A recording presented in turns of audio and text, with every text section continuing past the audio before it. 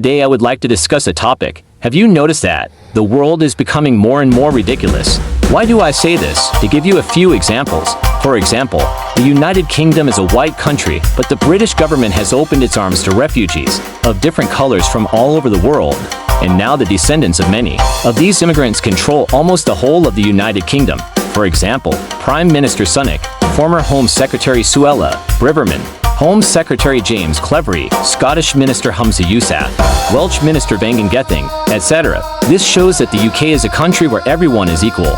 Britain is a country that has really done away with racial discrimination, but I saw a video that shows that white people are now being discriminated against in the UK, and I feel that if a white British person complained about the fact that many important positions in the UK government are controlled by people of color, he or she would be guilty of racial discrimination and would be subject to the law. But what is the situation now? Is this British people being discriminated against on British soil? Now let's watch this video together. That 99% of the meetings I go to, I'm the only non-white person in the room. But why are we so surprised when the most senior positions in Scotland are filled almost exclusively by those who are white? Take my portfolio alone. The Lord President, white. The Lord Justice Clerk, white. Every High Court judge, white. The Lord Advocate, white. The Solicitor General, white. The Chief Constable, white. Every Deputy Chief Constable, white. Every Assistant Chief Constable, white. The Head of the Law Society, white. The Head of the Faculty of Advocates, white. Every Prison Governor, white. And not just Justice. The Chief Medical Officer, white. The Chief Nursing Officer, white. The Chief Veterinary Officer, white. The Chief Social Work Advisor, white.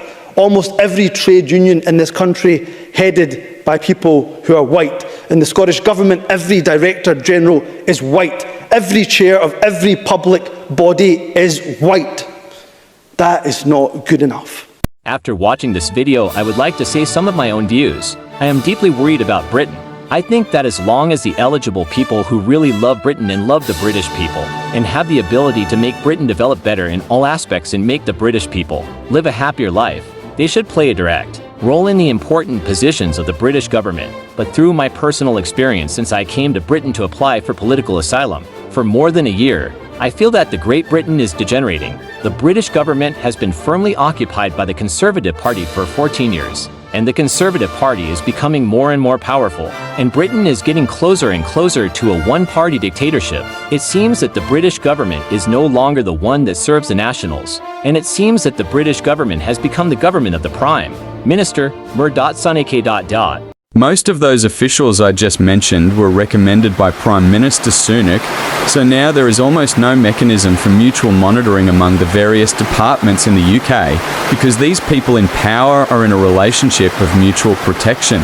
And the brutal persecution and human rights abuses I have suffered in the UK involve many departments in the UK.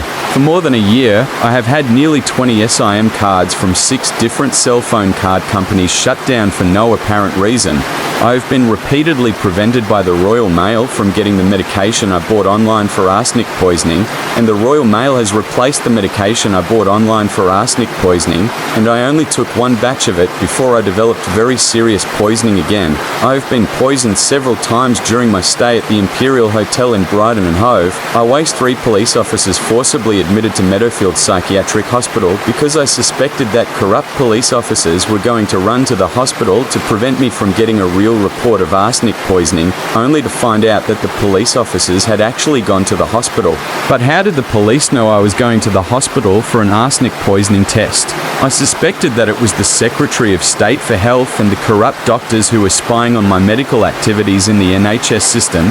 I'm just saying I suspected it because I had no proof, but I knew in my heart that the Chinese Communist Party had bribed the Prime Minister Sunak, and the former Home Secretary, Suella, as well as the current Home Secretary, James, who were colluding with the corrupt police, the Secretary of State for Health, and the doctors to help China to persecute those who came to the UK and in the UK, applying for political asylum due to chronic arsenic poisoning. I am sure this is not the first time they have helped the Chinese government to persecute Chinese people applying for political asylum in the UK, and it will not be the last time they do this. This is because the CCP is the devil, and if they make deals with the devil, they will end up being firmly controlled by the devil, because the CCP will keep records of the bribes they have taken, and once they want to get rid of the CCP will release the evidence of the bribes they have taken to make them lose their reputation.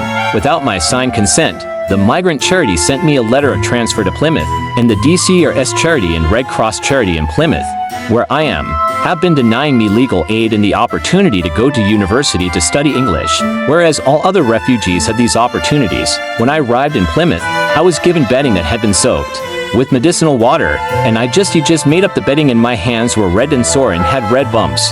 Then 3 other refugees in my room poisoned me, and I had no choice but to leave the room the Home Office gave me and came to Glasgow.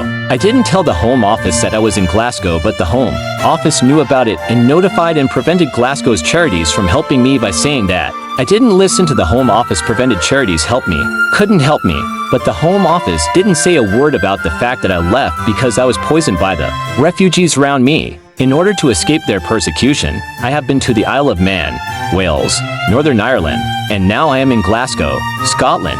I thought these places were not under the administration of England, and I would have a safe life. But I didn't expect that the Home Office of England would know wherever I went, and I was followed and poisoned wherever I went. So I told everyone that I am deeply worried about the UK, because I have personally experienced corruption in all walks of life in the UK. I feel that the UK is not only experiencing economic recession, but also the rule of law is getting worse and worse. That is why I have encountered many terrible things in the UK. British Prime Minister Sunak is using power to crush the rule of law. Maybe many people find it unbelievable and think that the current situation in the UK is not that bad, but I am sorry to disappoint you. In fact, the actual corruption is worse than what I said, because there are many terrible things I didn't say in detail. But what I want to say in the end is, I am not racist, but I still suggest that the British political power should be mostly in the hands of real British people, because many of the ideologies, worldviews, and values brought by the motherland are not something that one generation or two can truly match with the ideology of British society.